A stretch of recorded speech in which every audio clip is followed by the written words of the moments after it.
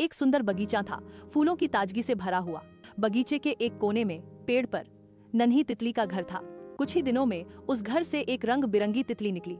उसके पंख नीले और पीले रंग के थे। पंखों पर बीच में गुलाबी और किनारों पर सफेद बिंदु थे। वह बहुत सुंदर थी, लेकिन वह बाकी तितलियों से थोड़ी अलग दिख रही थी। जैसे ही उसने अपने पंख फैलाकर उड़ने की कोशिश की और एक्सकेलियर वह नीचे जमीन पर गिर गई। तितली ने बहुत कोशिश की, लेकिन वह उड़ नहीं पा रही थी। अपने पंखों की ओर देखने पर उसे समझ आया कि उसका एक पंख थोड़ा मुड़ा हुआ था। नन्ही तितली उदास होकर बैठ गई। उसे ऐसा लग रहा था जैसे वह अधूरी है।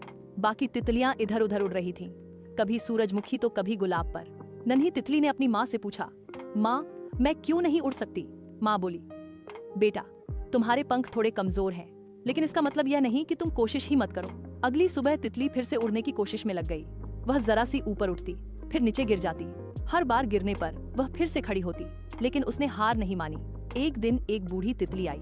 उसके पंख थोड़े फटे थे, लेकिन उसकी आंखों में अनुभव था।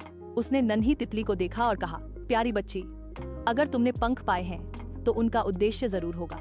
हो सकता है उड़ान अभी कठिन लगे, लेकिन कोशिश जारी रखो। वह रोज अपने पंखों से छोटी छोटी उड़ान भरने की कोशिश करती। धीरे धीरे उसके पंख मजबूत होने लगे। एक दिन बगीचे में एक कुत्ता आया। उसकी नजर नन्ही तितली पर पड़ी। उस कुत्ते ने नन्ही तितली को पकड़ने की कोशिश की। तितली अपने कमजोर पंखों के बावजूद बिना सोचे ऊपर उड़ गई। यह पहली बार था जब तितली इतनी ऊंचाई तक लगातार उड़ पाई थी। अब वह ऊंचाई पर लंबे समय तक उड़ सकती थी।